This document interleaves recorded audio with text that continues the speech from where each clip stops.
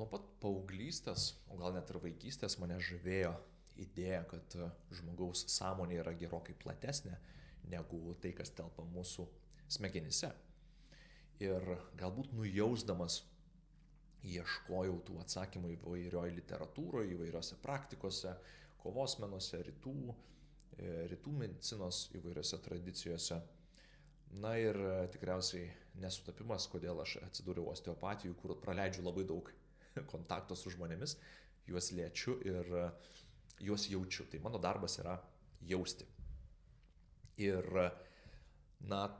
jausdamas aš vis labiau ir labiau supratau, ir suprantu, kad, iš tikrųjų, sąmonė kaip po tokia, jinai netelpa, jinai negyvena tik mūsų smegenyse, jinai negali gyventi tik tai smegenyse. Nes pastoviai susiduriu su fenomenais įvairiais ir pojūčiais, kai, tu supranti, kad kažkas gydo žmogų. Ir tai tikrai ne aš. Ir tai tikrai ne tas žmogus nusprendė pagyti taip, tokiu būdu, čia ir dabar. Ta prasme, kad yra įvairūs procesai, kuriuos tu pradedi jausti ir matyti ir stebėti, jeigu tavo sąmonė, jeigu tavo būsena pakankamai gera, kurie iš tikrųjų nebepasiduoda paaiškinimui, kad tai yra tik tais fiziologinis procesas, tik tais žmogaus proto, mąstymo kažkoks tai procesas. Yra kažkas tai daugiau. Ir tos paieškos įvairios mane vedė toliau prie įvairiausių autorių, mokslininkų ir filosofų, dvasininkų. Tikriausiai, jeigu jūs tyrinėjate žmogaus sąmonės temą, žmogaus dieviškumo temą, jūs taip pat domitės ir ieškote įvairiausių šaltinių. Bet mane labai žavi, idėja ir pojūtis. Dabar jau tai yra pojūtis. Anksčiau tai buvo idėja, bet dabar tai jau yra pojūtis. Kad sąmonė, kaip po tokia, jinai yra laukas, jinai yra visur. Jos pilna visur, jinai prasiskverbusi, jinai viską užpildo. Viskas yra paliesta, prisotinta sąmonės.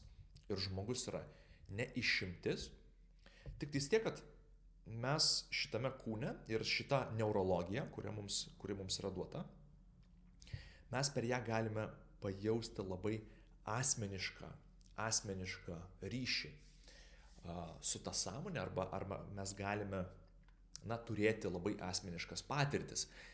Ko gero, jeigu mes įsivaizduotume, kad sąmonė, kol yra lauke, kol tai yra laukas, kol tai yra visa apimanti būsena, sunku būtų turėti labai individualią patirtį. Štai mes esame savo kūnuose ir galime turėti ribotą patirtį. Ribotą ir gerai, kad jinai yra ribota tam tikrą prasme, nes štai aš Vytenis galiu atsigerti kavos ir pasimėgauti.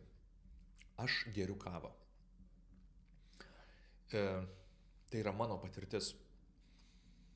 Vadinasi, man reikia turėti kūną, man reikia turėti savo kažkokią tais sąmonę iš mažosios raidės šiuo atveju, kuri galėtų pasakyti, štai man nutinka, aš pasirenku, aš einu, aš geriu, aš valgau, aš myliu, aš kalbu ir taip toliau. Tai yra būdas kažkokiai tais sąmonės, tai plačiosios sąmonės daliai eiti per kūną, kurti visą šitą organizmą, visą šitą asmenį ir turėti asmeninę patirtį. Tik tais dabar kas atsitinka, kad ką mes galime pastebėti ir numanyti ir jau būti įsitikinę, kad problemos prasideda, kai žmogus su savo mažąja sąmonė, iš mažosios raidės, pradeda galvoti, kad jisai yra atskiras, jis yra vienas, atskirtas. nuo kitų. Ir yra štai kiti žmonės su savo sąmonė. Ir ta neurologija, tas protas, tos smegenys, kurios mums buvo padovanotos tam, kad mes galėtume turėti asmeninės patirtis, staiga tampa, jinai tampa autonomiška ir jinai sako, taip, dabar aš esu ir esu tik aš. Yra visi kiti ir man reikia dalykų, aš noriu dalykų. Aš noriu, kad būtų taip, o ne kitaip. Ir aš noriu judėti tą kryptimį, aš noriu daryti tuos dalykus ir niekas kitas manęs, taip sakant, neįtakoja. O jeigu ir įtakoja, tai įtakoja kiti ir man su jais reikia konkuruoti, nuo jų gintis arba juos pulti. Na ir susiformuoja visas tas ego sąmonės, tai yra ego sąmonė, galima būtų taip pavadinti. Visas naratyvas, tas avataras, jis patikė, kad jisai iš tikrųjų yra savo priklausanti būtybė. Mūsų kūnas pradeda tikėti, kad yra savo priklausanti būtybė. Ir iš to išplaukia krūva problemų. Viena problema tai yra tai, kad žmogus nebežino, kur jam eiti toliau, kokia prasmė, nes galų gale yra tikslas po tikslo, vienas tikslas, kitas tikslas, 5, 100 tūkstantasis tikslas ir tu jį vis išpildai ir eini toliau. Tu tarsi supranti, kad tu pradedi vartoti tuos tikslus ir po vieno seka kitas. Viso labo kitokios formos tikslas. Taip, jisai teikia kažkokią tais malonumą, bet tas malonumas yra, ko gero, mūsų juslių lygyje. Tai yra tų kūniškų pojūčių lygyje. Pasiekiau tą tikslą, gavau endorfinų ir man yra gerai.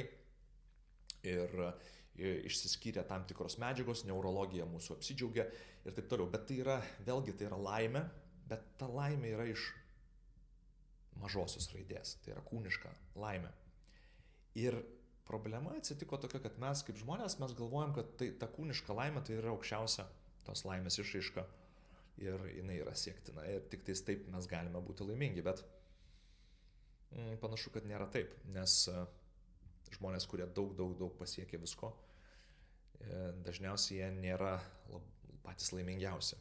Ir laimingų žmonių ir mokytis laimės tenka važiuoti ir ieškoti skurdžiuose vienuolynuose, šaltuose, vėjo perpučiamuose kalnuose ir kitose vietose, kur nieko apie turtą dažniausiai nėra, nieko apie materialinės vertybės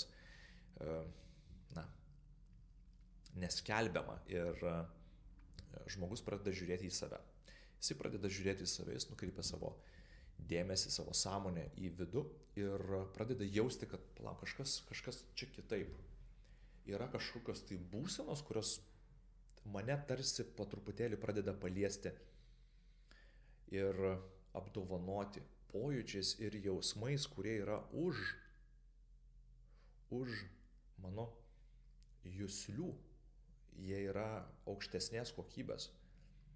Tai yra būsenos, tai yra buvimas, tai yra,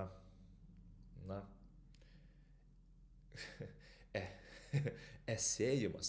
Aš esu, tam tikrą prasme, aš esėju.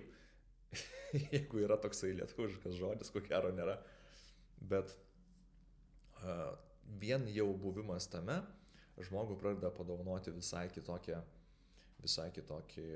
būvį, visai kitokį egzistencijos skonį. Įdomu yra tai, kad toje būsenoje, tose būsenose arba į jas panašiose būsenose žmogui nutinka dalykai, gyvenimas visai kitaip. Žmogus gyja kitaip, jo sveikata keičiasi, jo aplinka keičiasi, jo mintis keičiasi, jo kūryba keičiasi. Po truputėlį keičiasi visas gyvenimas, kuo dažniau žmogus gali įkristi į tas būsenas arba leisti būti priliečiamas tų būsenų.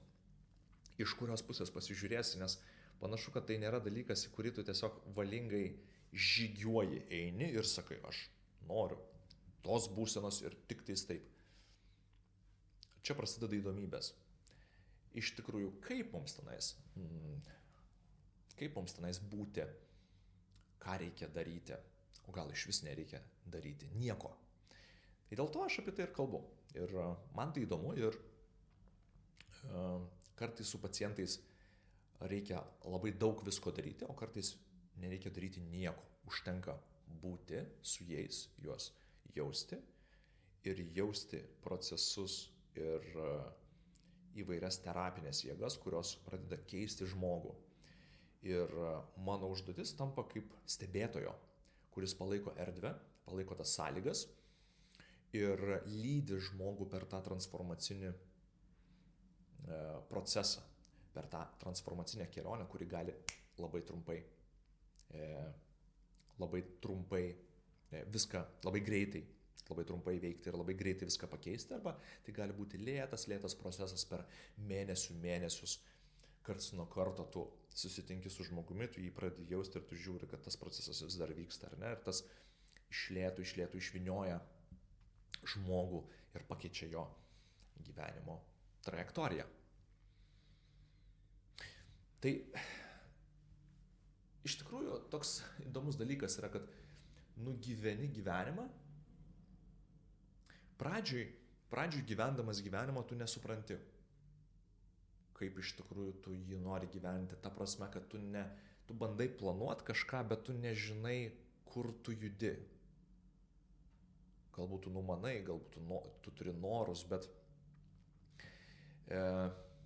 tik tais po kiek laiko pasižiūri į jau nugyventą gyvenimą ir atrodo, kaip viskas suplanuota. Atrodytų, buvo viskas suplanuota ir kaip viskas gražiai sudėliota.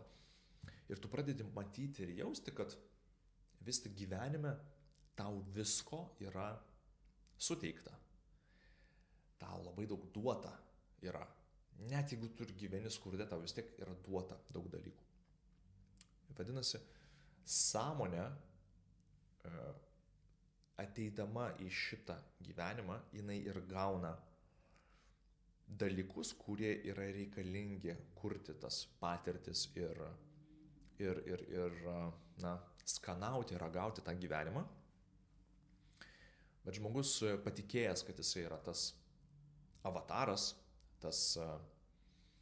ta mažoji sąmonė, jisai pradeda labai daug stresuoti. Jisai pradeda labai daug stresuoti ir galvoti, kad o kas jeigu man neužteks, o kas jeigu manęs nemylės, o kas jeigu aš nepasieksiu, o kas jeigu aš neturėsiu. Bet jeigu tu pasižiūri, kad tu iš tikrųjų daug labai visko turi ir turėjai ir tau niekada nieko netrūko, nes štai tu čia. Jeigu būtų kažko pritrūkę, ar tu būtum čia? Tu esi čia. Dabar per visą savo gyvenimą atkeliavai iki čia. Ar tau kažko iš tikrųjų tikrąja to žodžio prasme pritrūko? Ir tie suvokimai ateina, kai mes nustojame suktis toj mažoj sąmoniai ir leidžiam tai didžiai sąmoniai, tam laukui mus trupučiuką išlyginti, trupučiuką centruoti, truputėlį kažką šiek tiek, nedaug, bet reikšmingai pakeisti. Ir tada nebelieka baimės, tada nebereikia planuoti, tada pradedi matyti gyvenimą kaip tekantį srautą, kuris tave neša ir tau reikia labai nedidelius daryti pokyčius, kad su laiku, su srautu tave nuneštų ten, kur reikia. Vietoj to, kad tu pradėtum irtis stipriai tame vandenyje, tame gyvenimo vandenyne ir